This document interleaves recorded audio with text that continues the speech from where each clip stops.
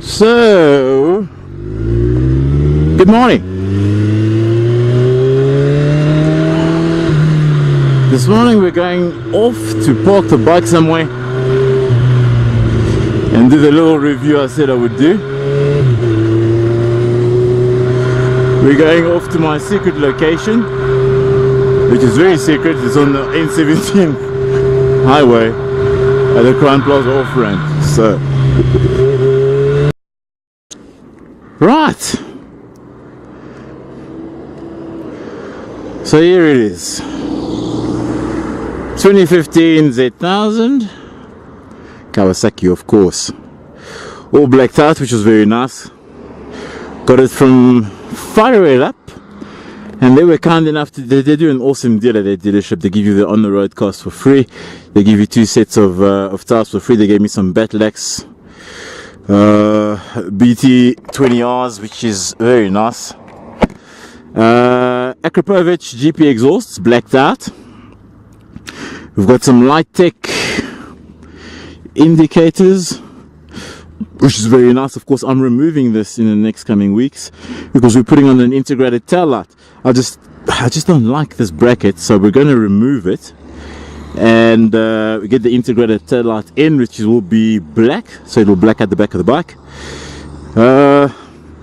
Light tech mirrors, which were on the bike before, which is awesome. So far we have one carbon fiber brake lever protector, which is, I suppose, the more important side, because if you drop the bike and you happen to break this canister and compressor, then you've got some real fucking problems coming your way. It's got the bobbins, which is nice and also very important on a super naked, since you don't have a fairing. So if you drop your bike and you have to slide, you're sliding on the engine casings and clutch casings, on well, depending which side you fall on. Also, light tech indicators on the front, and this is it. The bike I replaced my Fireblade with. First thoughts, it's really awesome. Now, I didn't want this to be a review about, what bike to buy or why this particular bike is better than the other one. And I'm pretty sure that if you ask anybody else, this discussion would deteriorate into a Kawasaki is better than Honda discussion, but it's not about that at all. Ultimately, I couldn't care whether this bike was made by Kawasaki, KTM, or any other sort of company. I love the look of the bike. It's aggressive, okay, it's mean, and it's something you don't see on the road a lot, and that appealed to me a lot. A lot of my friends ride KTM Super Dukes, which are awesome bikes. I mean, I've ridden a couple. While I was deciding on which bike to ride, Dean was instrumental in making me switch from a super bike to a super naked. But I can tell you that, but let me take this helmet off. Yeah, that is another biker giving the signal. I don't know if you saw that. Very common if you're a biker. All the other bikers are always very concerned about you, so it's just customary that when you see another biker stops on the side of the road, you just check with him that nothing untoward's happened, that he hasn't broken down, and normally I will always stop and help, so which is very nice to see. Nice little add-on to the video, make the cages jealous. So yeah, so why did I get out of the Fireblade and get on to a super naked? Well, the Fireblade is an awesome bike. I mean, absolutely epic. Issue is I commute with it. So today, this whole week has been sunny. So it's been sunny 6 days in a row. Okay, so I've been on the bike 6 days out of the week so far. And on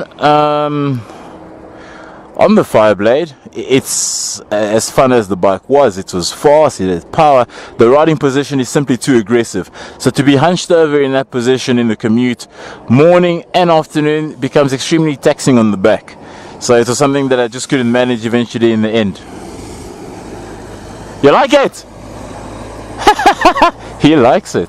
Well, you see, that's exactly what I mean. The bike's aggressive and it turns heads. For some reason, people can't stop looking at it. I mean, I can't stop fucking looking at it. So it's a pretty bike. So many friendly people out. It's the weirdest thing. I think I've been seen here a lot, so they probably recognize me, because this is the place I always come to day or night to take pictures. At any rate, yes. So in the commute, the Fireblade was just too painful. You're riding too aggressively, and you're meant to be flat on the tank as possible for aerodynamic purposes on the track when you're going 300 plus k's an hour, which is awesome on the track. I never took the bike to the track. I had the bike for a year.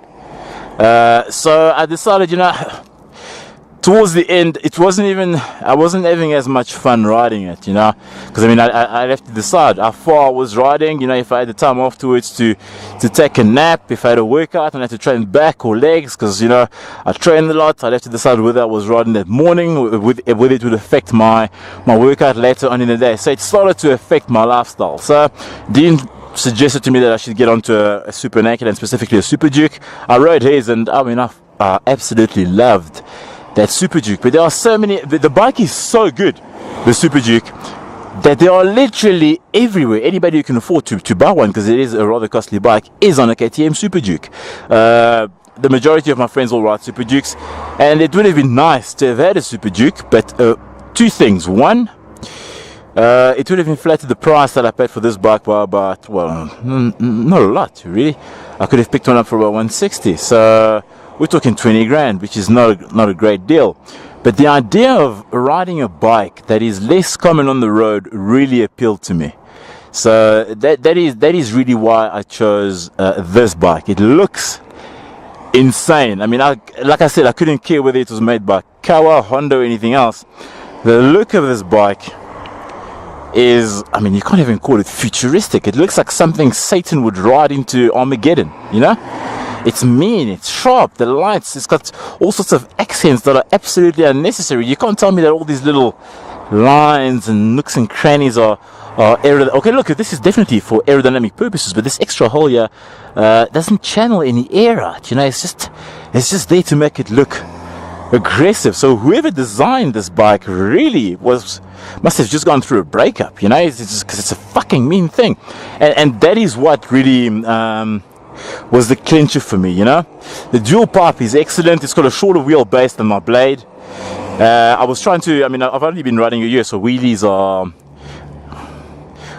not a thing I do well. I'm literally just learning to pop the front wheel up, etc. But the feeling of it on the Superbike is just a lot scarier than it is here. So I'm a lot more comfortable to try and pop the wheel up on this bike than I was on the Fireblade. I'm not going to bore you with the specs on the bike, because to be honest, I didn't read the manual, okay? So I don't know what sort of kilowatts or horsepower this bike pushes out. There are a lot. It is still 1,000, okay? So I've managed to get, I saw a guy on YouTube who managed to get his up to about 260 kilometers an hour, which is way more than you'll ever need, or should even take a Super Naked too, because the wind just beats the living shit out of you. So I've gotten pretty fast with it, so the horsepower is all there, but the torque is there is what's more important. So the front wheel does pop up, the bike is a lot more responsive, the throttle is very light, okay? It has further to travel around, and it feels, does it? Okay, maybe it doesn't. I was about to talk a little bit of shit there. So, but the throttle is a lot lighter than it is on the Blade. So I find myself, with the suspension being so stiff on Z1000s, that if you're riding on a bumpy road,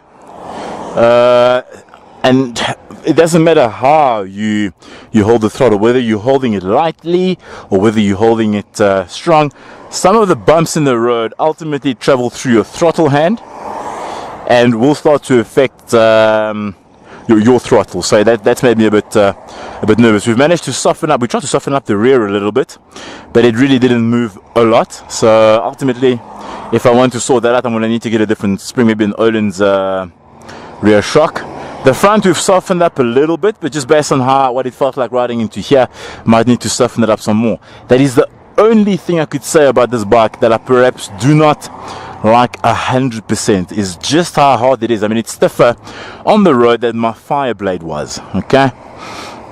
So yeah, ultimately, this is not what first bike to buy video, but I will tell you what my thought process was when I bought the Blade in comparison to when I bought this bike.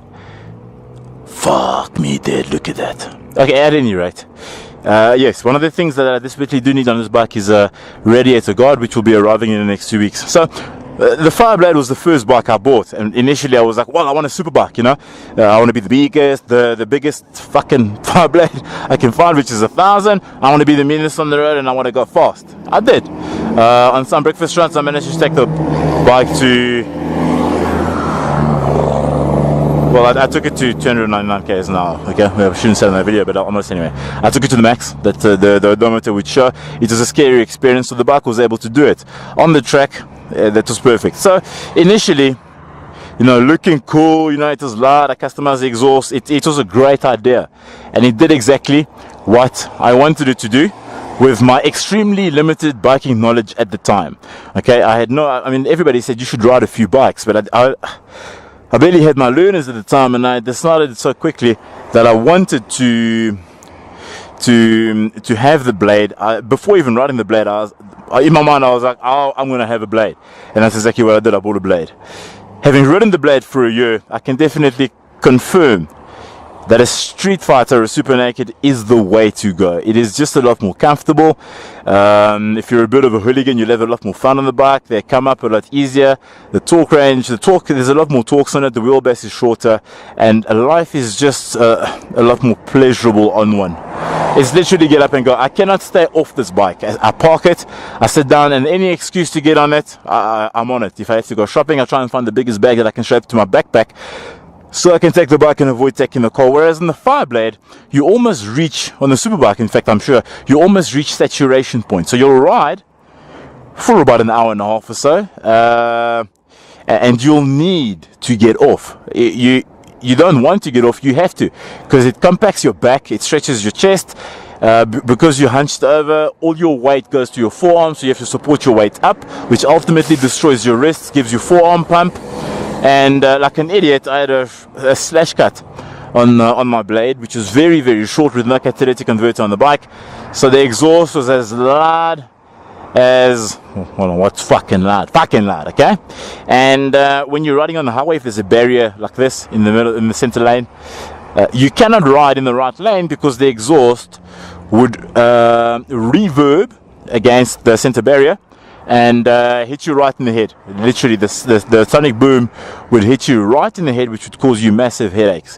So not only did it wear my body out of the long rides, but it also, you know, it just numbs the skull. Okay, so yeah, this is it. The Kawasaki Z1000. Love this bike. In terms of customs, look, the bike's blacked out. My Fireblade was all tricked out. It had all sorts of mods and paint mods. I actually like the way it looks right now. So what I might do, oh, not rather what I might do, but what I am going to do is going to be very cool. I don't think I'll talk about it now. I'll leave it as a, you know, sort of an unboxing setup. Oh, look at my new setup over there, you know, and we'll do it that way. All right.